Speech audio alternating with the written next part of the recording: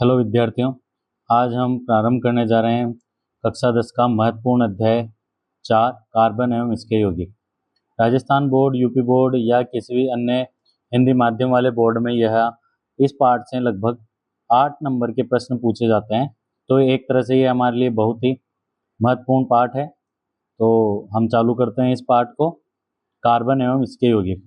Carbon की मूलभूत जानकारी। तत्व है कार्बन। कार्बन का प्रतीक होता है सी, बड़ा सी। कार्बन की परमाणु संख्या होती है 6। परमाणु क्रमांक कार्बन का क्रमांक 6 होता है और इसका परमाणु भार 12 होता है। प्रकृति हम जानते हैं, कार्बन एक अधातु है, नॉन मेटल है। कार्बन की संयोजकता 4 होती है। चतुर संयोजिक परमाणु होता है कार्बन। यहाँ से बार बार सवाल पूछा जाता है। कार्बन की संयोजकता 4 होती है। कार्बन प्रतीक होता है सी। कार्बन की परमाणु संख्या होती है 6। परमाणु भार होता है 12। कार्बन की प्रकृति अधातु प्रकृति का होता है। कार्बन की संयोजकता 4 होती है। मुख्य बिंदु, कार्बन को चतुर संयोजी कहा जाता है क्योंकि इसकी संयोजकता 4 होती है। यह 4 सहसंयोजी आबंध बना सकता है। यह 4 अन्य परमाणुओं से जुड़कर सहसंयोजी आबंध बना सकता है और कार्बन की संयोजकता 4 होती है। महत्वपूर्ण प्रश्न है, वन लाइनर 1 नंबर में या रिक्त स्थान में यह सवाल बार बार पूछा जाता है। कार्बन की संयोजकता, कार्बन के बाह्यतम कोश में 4 इलेक्ट्रॉन होते हैं। कार्बन की, हमें ध्यान है, कार्बन का परमाणु क्रमांक 6 होता है, तो कार्बन में कुल इलेक्ट्रॉन की संख्या 6 होती है। जब हम इसका अष्टक भरते हैं तो पहले नाभिक के बाहर पहले 2 इलेक्ट्रॉन भरे जाते हैं, दूसरे कक्षक में 1 2 3 4 इलेक्ट्रॉन भरे जाते हैं। अतः कार्बन के बाह्यतम कोश में 4 इलेक्ट्रॉन होते हैं और इसको 4 इलेक्ट्रॉन की आवश्यकता और होती है अपना अष्टक पूरा करने के लिए। 4 इलेक्ट्रॉन की और आवश्यकता होती है। अतः कार्बन की संयोजकता 4 होती है। चतुर संयोजी परमाणु है कार्बन। 1 नंबर का सवाल बार बार आता है। 4 सहसंयोजी आबंध बनाता है कार्बन। 4 संयोजी इलेक्ट्रॉन होते हैं, इसलिए यह अपने चारों इलेक्ट्रॉनों का साझा करके 4 सहसंयोजी आबंध बनाने में सक्षम होता है। कार्बन 4 तरह के सहसंयोजी आबंध बनाने में सक्षम होता है। विभिन्न परमाणुओं के साथ कार्बन का आबंध। अब कार्बन दूसरे परमाणुओं के साथ किस प्रकार से आबंध बनाता है उसको देखते हैं। 4 एकल संयोजी। जब कार्बन 4 अलग अलग परमाणुओं के साथ या एक जैसे ही परमाणुओं के साथ एकल बंध द्वारा जुड़ा होता है तो वह एकल बंध का निर्माण करता है। इसका उदाहरण है मीथेन, CH4। यहाँ पर कार्बन अपनी संयोजकता पूरी करने के लिए 4 हाइड्रोजन परमाणुओं से जुड़कर मीथेन गैस का निर्माण करता है, जिसका रासायनिक सूत्र CH4 होता है, C1 2 3 4। इस तरह कार्बन अपनी चारों संयोजकताओं को हाइड्रोजन के साथ जुड़ के पूरा करता है और यहाँ पर एकल बंध का निर्माण करता है। कार्बन यहाँ पर एकल बंध का निर्माण कर रहा है। अगला उदाहरण देखते हैं। कार्बन 4 एकल संयोजी आबंध बनाता है।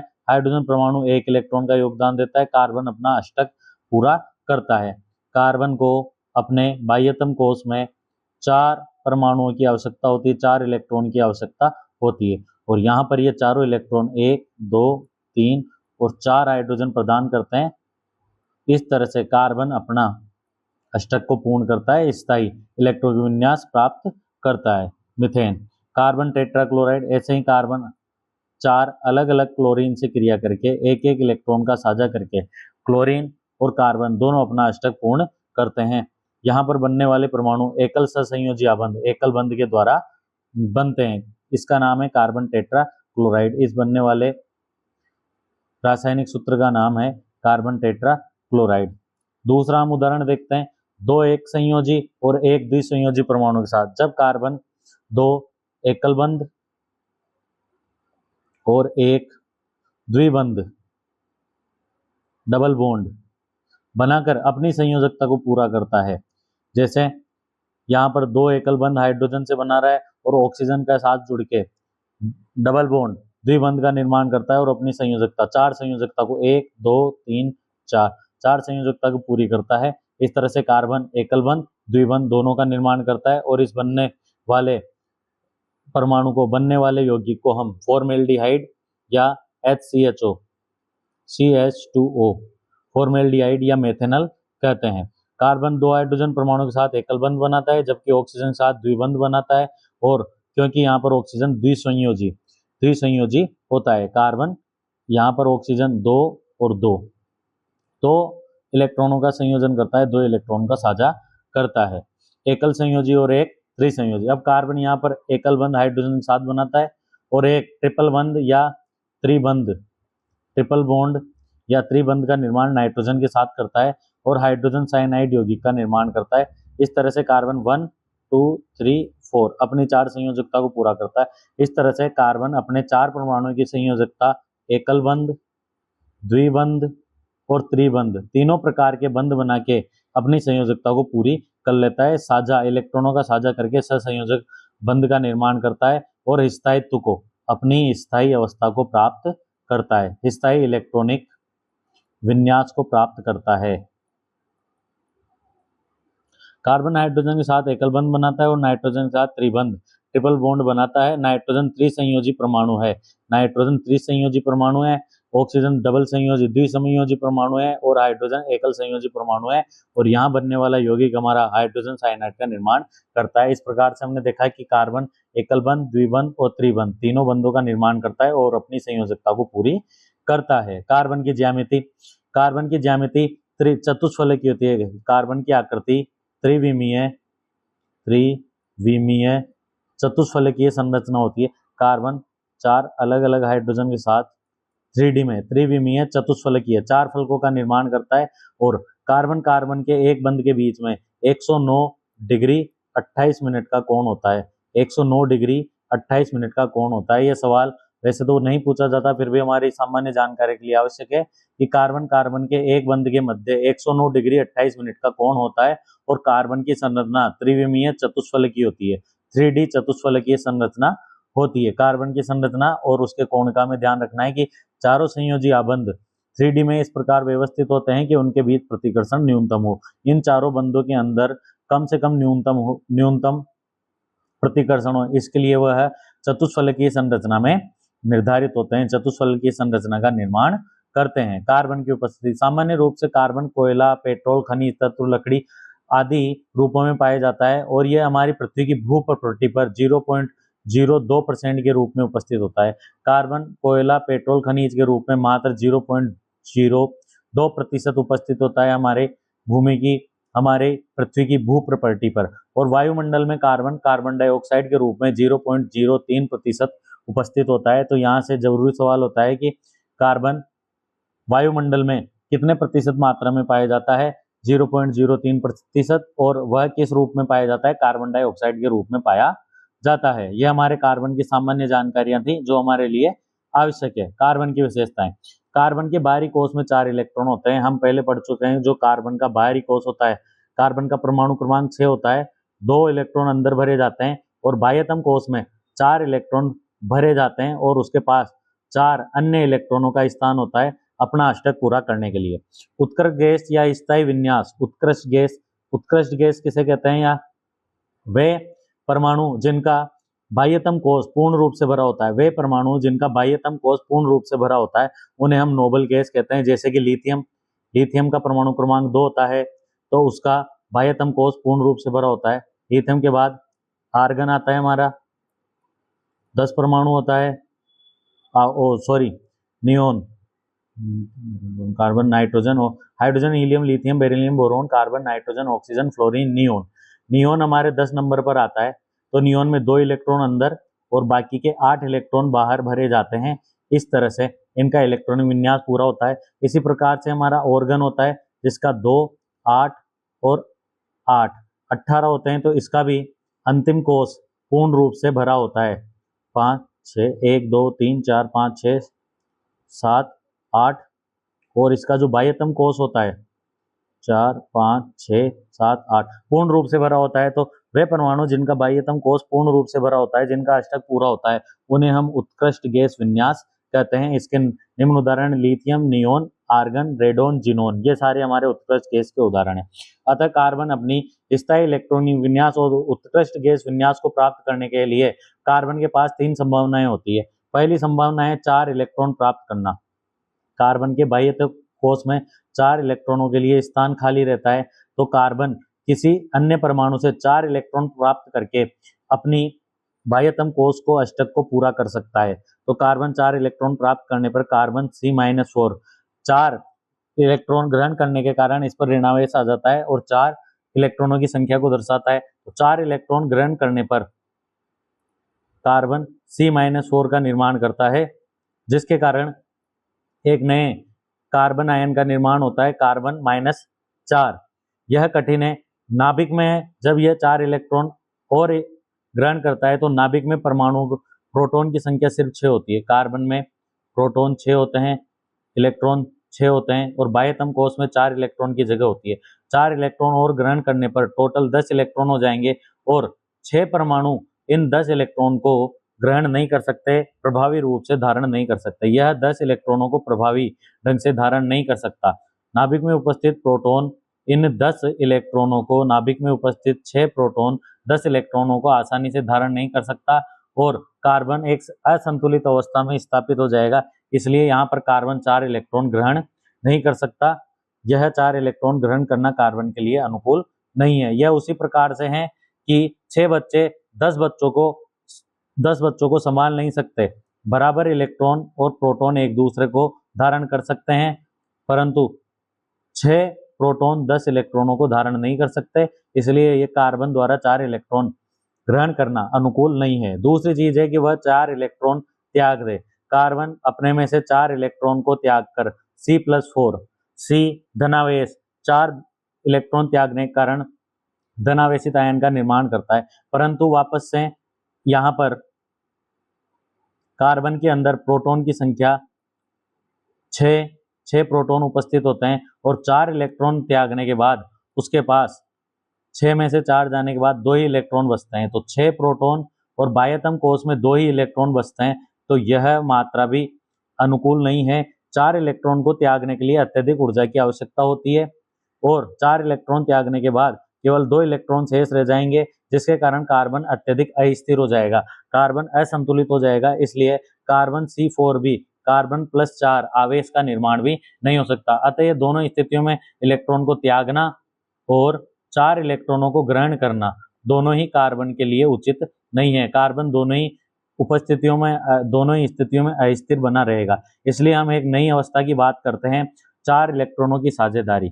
4 इलेक्ट्रॉनों की साझेदारी, कार्बन किसी दूसरे परमाणु के साथ 4 इलेक्ट्रॉनों की साझेदारी करके एक नए यौगिक का निर्माण करता है और दोनों यौगिक अपनी अपनी ओर से इलेक्ट्रॉनों का साझेदारी करते हैं और स्थायी अवस्था को प्राप्त करते हैं। कोई भी परमाणु अपनी स्थायी अवस्था में रहना चाहता है, इसलिए कार्बन या तो 4 इलेक्ट्रॉन त्याग सकता है या 4 इलेक्ट्रॉन ग्रहण कर सकता है, परंतु उसका त्यागना और ग्रहण करना दोनों ही उचित नहीं है। इसलिए कार्बन 4 इलेक्ट्रॉनों की साझेदारी करता है और नए यौगिक का निर्माण करता है, जिसे हम सहसंयोजिक यौगिक कहते हैं। कार्बन अन्य परमाणु के साथ 4 संयोजी इलेक्ट्रॉनों की साझेदारी करके उत्कृष्ट गैस विन्यास या स्थायी विन्यास को प्राप्त करता है। उत्कृष्ट गैस विन्यास या स्थायी विन्यास को प्राप्त करता है। इस साझेदारी के परिणाम स्वरूप सहसंयोजी आबंध कोवेलेंट बॉन्ड, सहसंयोजी जब दो परमाणुओं के बीच परमाणु इलेक्ट्रॉन की साझेदारी होती है, इलेक्ट्रॉनों की साझेदारी होती है और उनके बीच में बनने वाले बंध को हम सहसंयोजी आबंध या सहसंयोजी बंध कहते हैं। प्रकृति में पाए जाने वाले अधिकांश कार्बन यौगिक सहसंयोजी यौगिकों का निर्माण करता है। अतः कार्बन जिन परमाणुओं के साथ जुड़ता है और अपने स्थायी विन्यास को प्राप्त करता है, उत्कृष्ट गैस विन्यास को प्राप्त करता है, वहां बनने वाले यौगिक सहसंयोजी यौगिक होते हैं। कार्बन सहसंयोजी यौगिकों का निर्माण करता है। तो महत्वपूर्ण बिंदुओं में ध्यान रखना है, न कार्बन 4 इलेक्ट्रॉनों को त्यागता है और न ही 4 इलेक्ट्रॉनों को ग्रहण करता है। इसके अतिरिक्त वह दोनों परिस्थितियों में अस्थिर बना रहता है, जबकि वह 4 इलेक्ट्रॉनों की साझेदारी करके नए सहसंयोजी यौगिक का निर्माण करके उत्कृष्ट गैस विन्यास स्थायी अवस्था को प्राप्त करता है, चारों संयोजकताएं पूरी करता है। कार्बन सहसंयोजिक यौगिक क्यों बनाता है?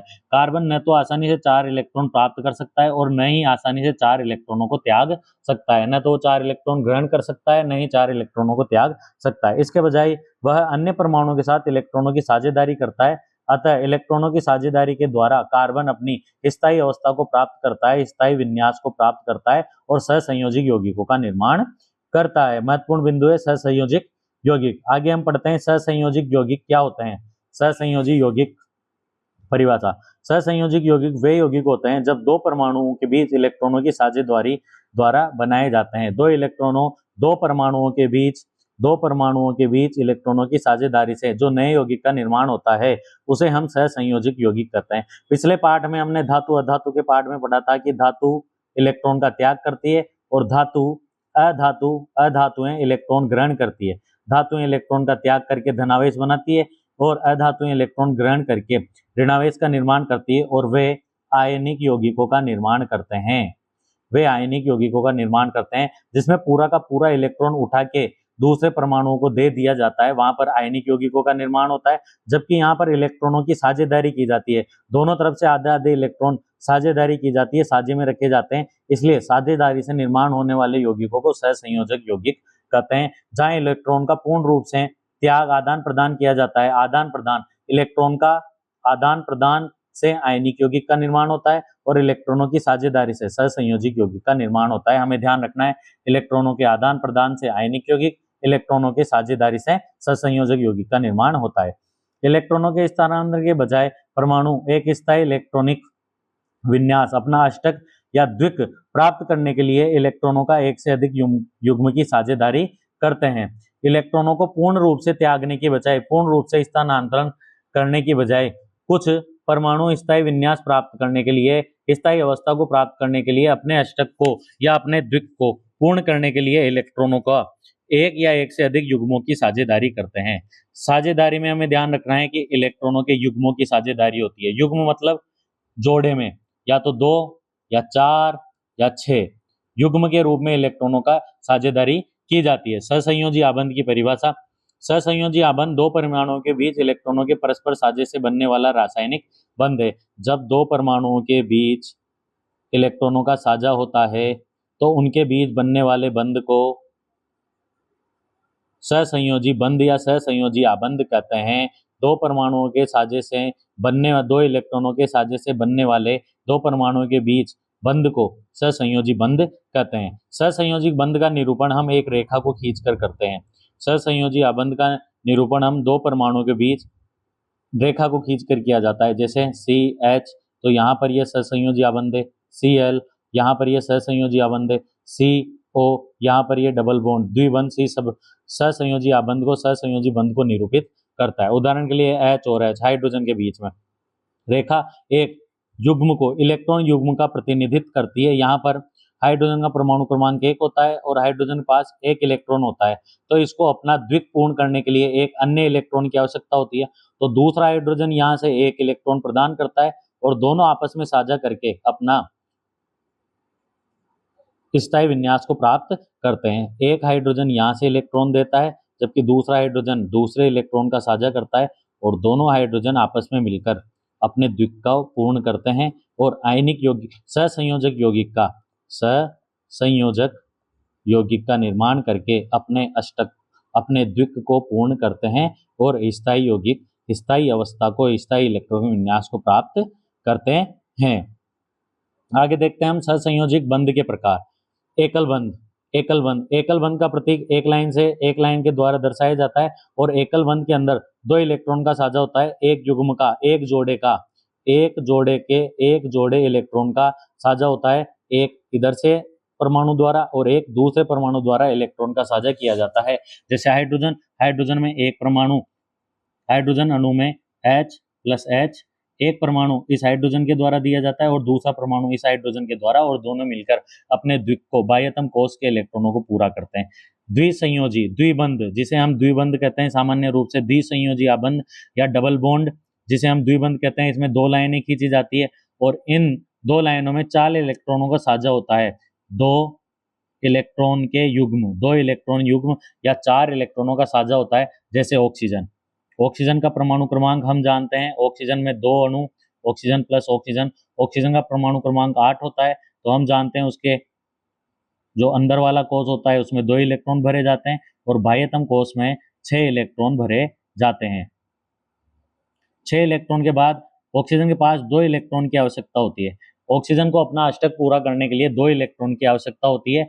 तो यहाँ पर उपस्थित 1 2 3 4 5 6 और यहाँ दूसरे ऑक्सीजन पर भी 1 2 3 4 5 6 इलेक्ट्रॉन इनके बाह्य कोश में उपस्थित होते हैं। तो यहाँ ऑक्सीजन अपने में से 1 2 3 4 5 6, तो इधर वाला ऑक्सीजन भी अपने बाह्यतम कोष में से 4 इलेक्ट्रॉनों को छोड़कर दो दो इलेक्ट्रॉनों के साथ आपसी में सहसंयोजक बंध का निर्माण करते हैं। इस प्रकार से दोनों ऑक्सीजन की संयोजकता, दोनों ऑक्सीजन का अष्टक पूर्ण होता है।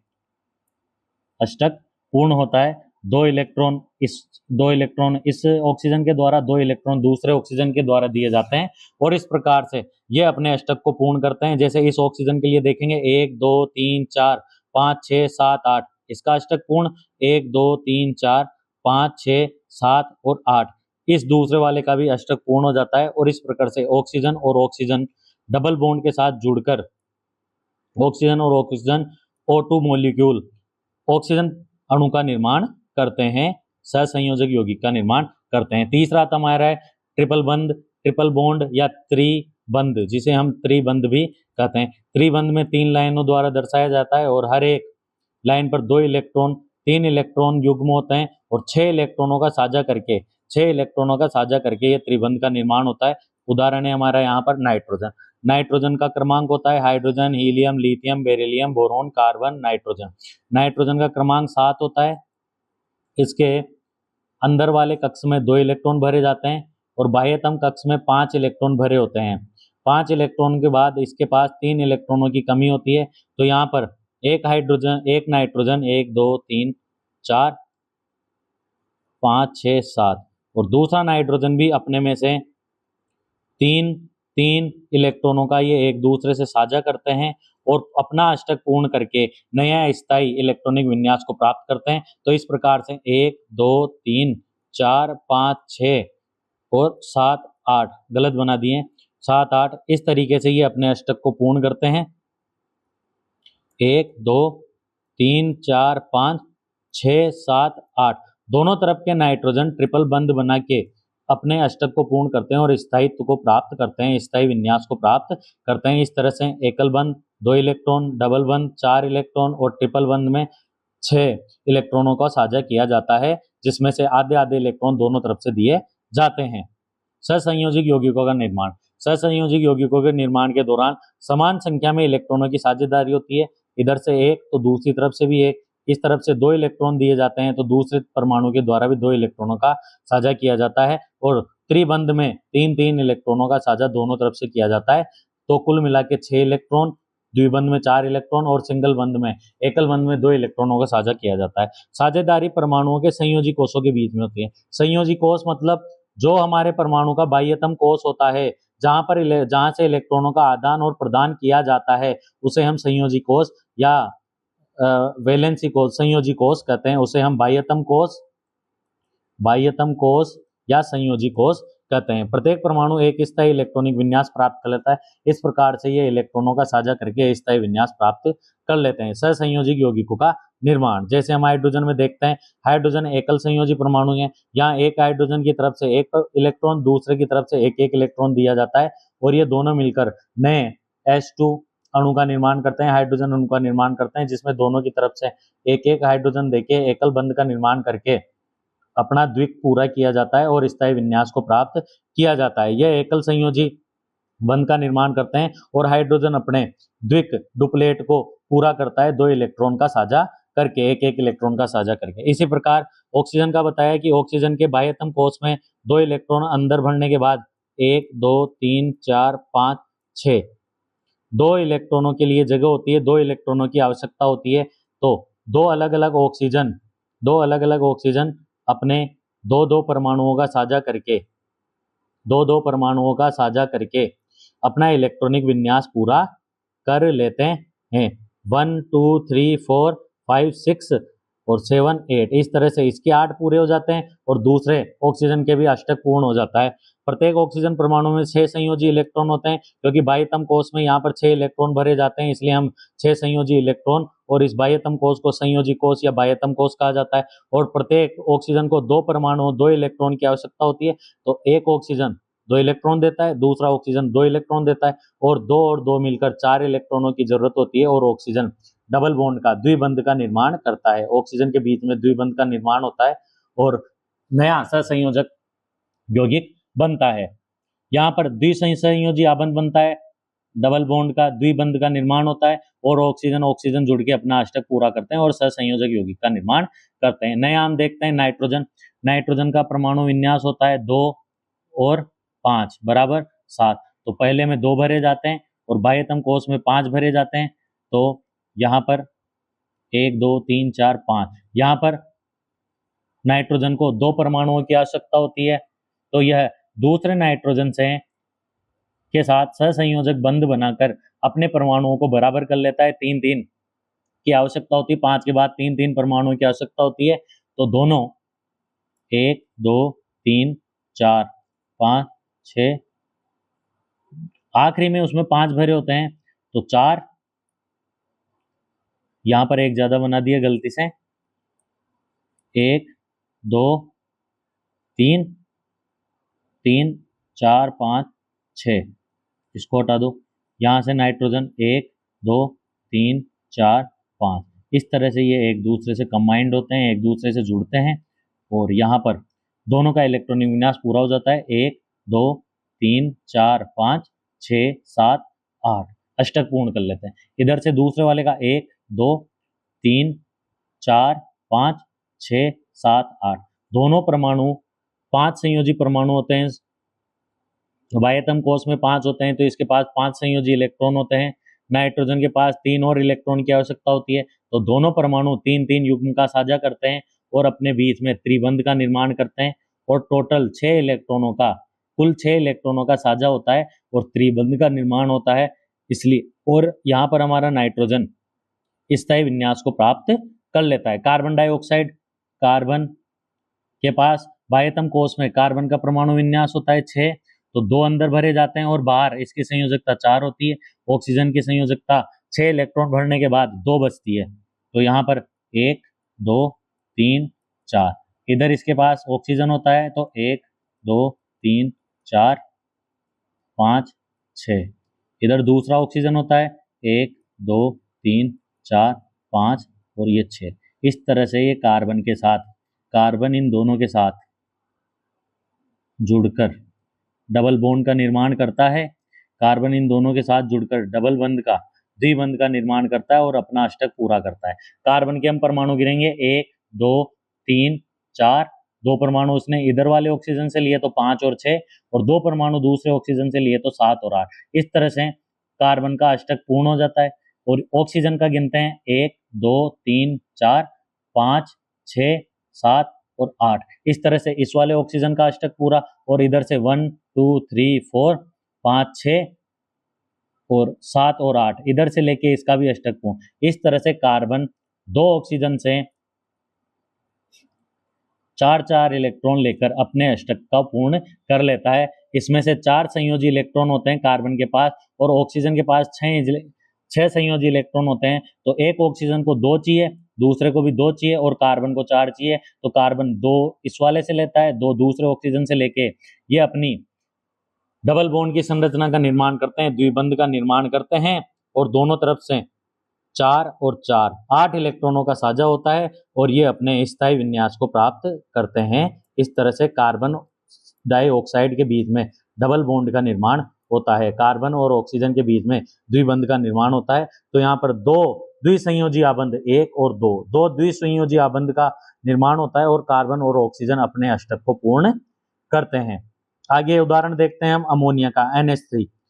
नाइट्रोजन में 5 संयोजी इलेक्ट्रॉन होते हैं और हाइड्रोजन के पास एक एक संयोजी इलेक्ट्रॉन होता है। तो 3 हाइड्रोजन नाइट्रोजन को दिए, नाइट्रोजन के 5 संयोजी को दिए जाते हैं। इस तरह से नाइट्रोजन अपने अष्टक को पूरा करता है और हाइड्रोजन को एक एक परमाणु चाहिए, तीनों हाइड्रोजन को एक एक परमाणु वे नाइट्रोजन के साथ सहसंयोजक बंध बनाते हैं और उसी के साथ अपना सहसंयोजी यौगिक का निर्माण करके अपने इलेक्ट्रॉनों का साझा करके एक सहसंयोजी यौगिक का निर्माण करके अपने स्थायित्व को प्राप्त करते हैं, अपनी स्थायित्व को प्राप्त करते हैं।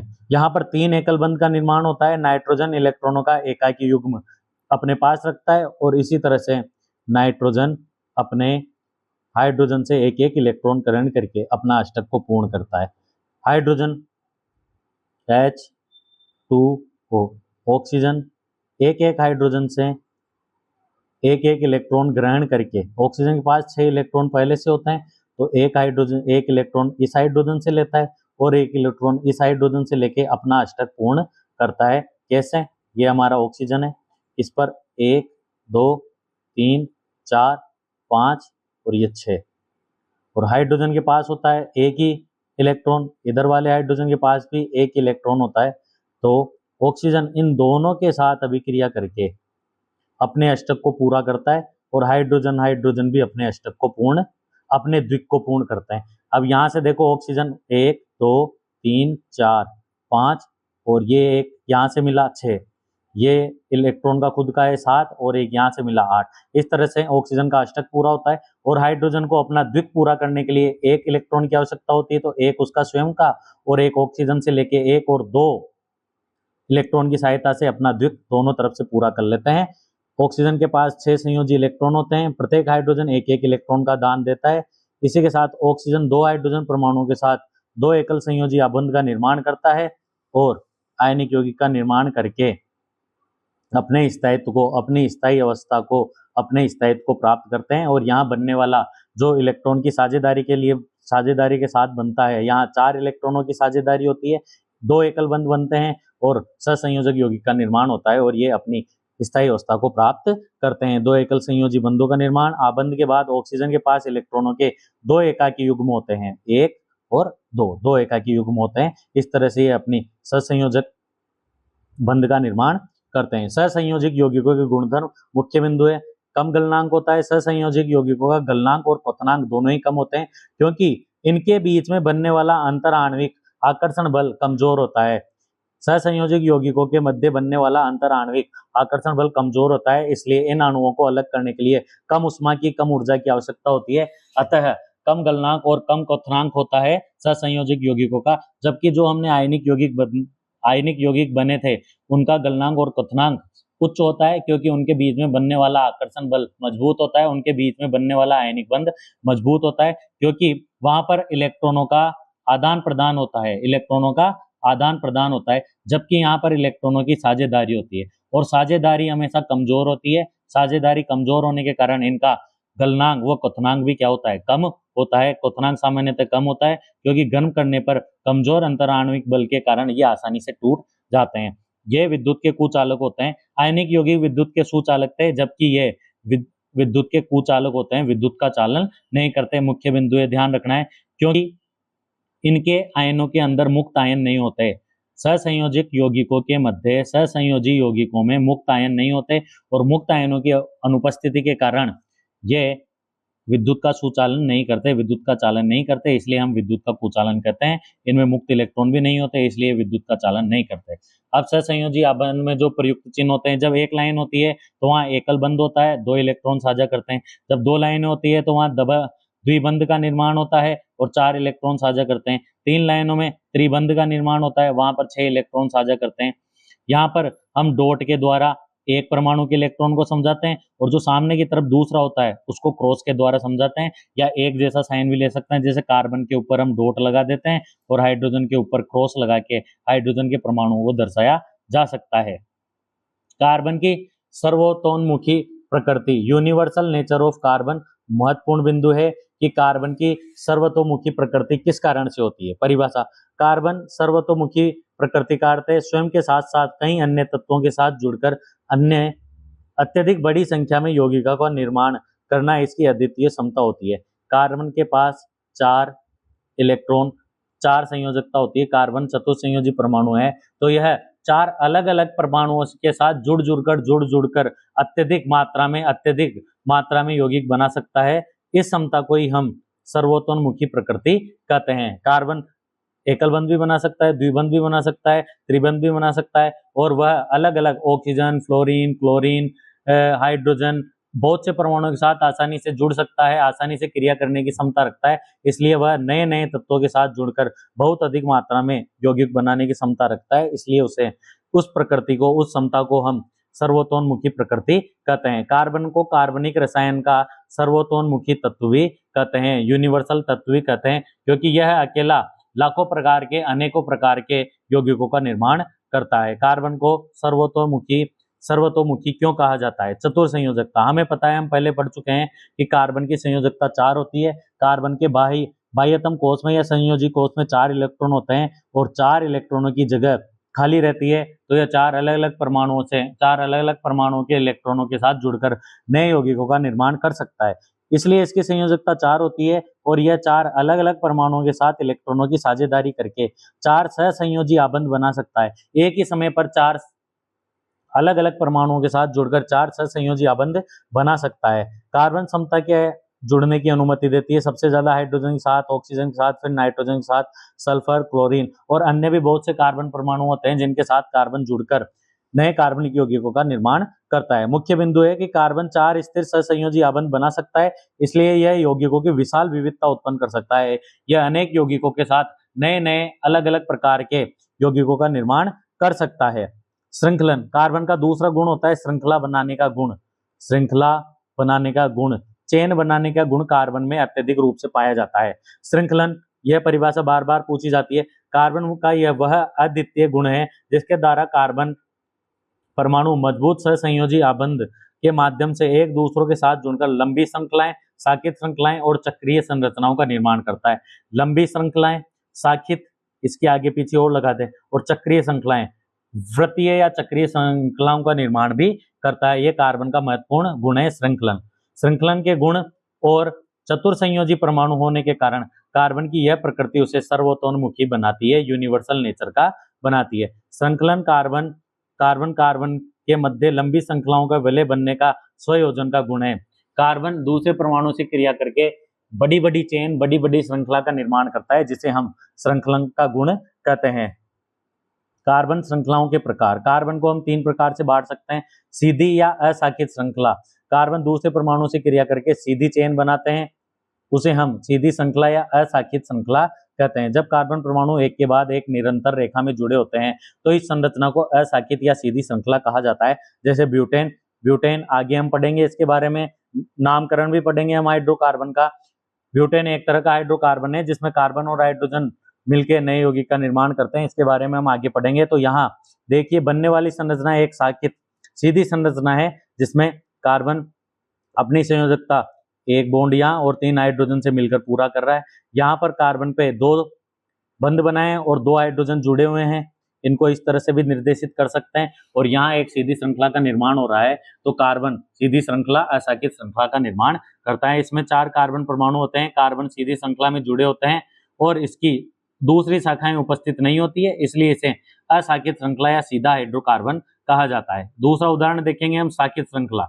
जब एक से अधिक कार्बन परमाणु मुख्य कार्बन श्रृंखला पर पार्श्व शाखा, साइड में एक ब्रांच या शाखा निकली हुई होती है, तो इस संरचना को हम साकित श्रृंखला यौगिक कहते हैं। जैसे आइसोब्यूटेन में 4 कार्बन होते हैं, 1 2 3 4, और यहाँ पर हाइड्रोजन अलग रूप से जुड़ा हुआ है, सीधे के अलावा अलग से CH3 निकला हुआ है, इसलिए इसे हम साकित शाखा कहते हैं। या फिर इसको हम इस तरीके से भी बना सकते हैं,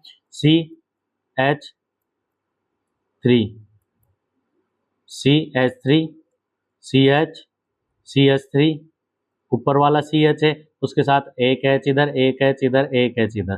तो इस प्रकार से बनने वाली विभिन्न शाखाओं में इसको भी हम 3 तरह से बांट सकते हैं, H और H। इस तरह से अलग अलग जो अतिरिक्त शाखाएं निकलती है, तो इस कारण बनने वाले यौगिक को हम साकित श्रृंखला या साकित हाइड्रोकार्बन कहते हैं।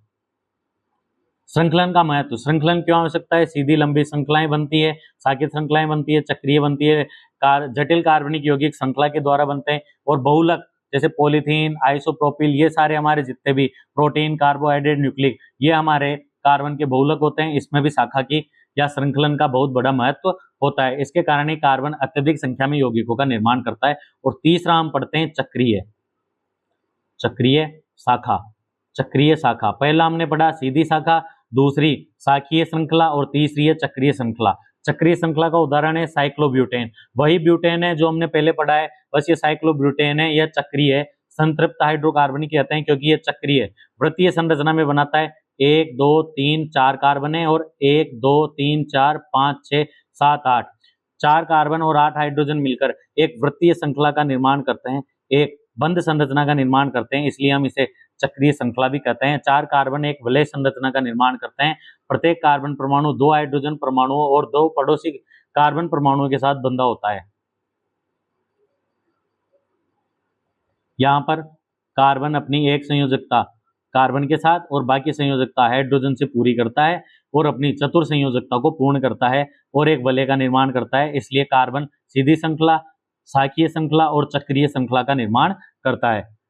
चक्रीय श्रृंखला का निर्माण करता है। इसलिए यह हमारे कार्बन के जो मुख्य बिंदु थे और सहसंयोजक यौगिक का प्रथम पार्ट 1 पूरा होता है और अगले पार्ट में हम हाइड्रोकार्बन, एल्केन, एल्काइंस के बारे में पढ़ेंगे। 8 नंबर का होने के कारण यह चैप्टर महत्वपूर्ण है, तो इसको मन लगाकर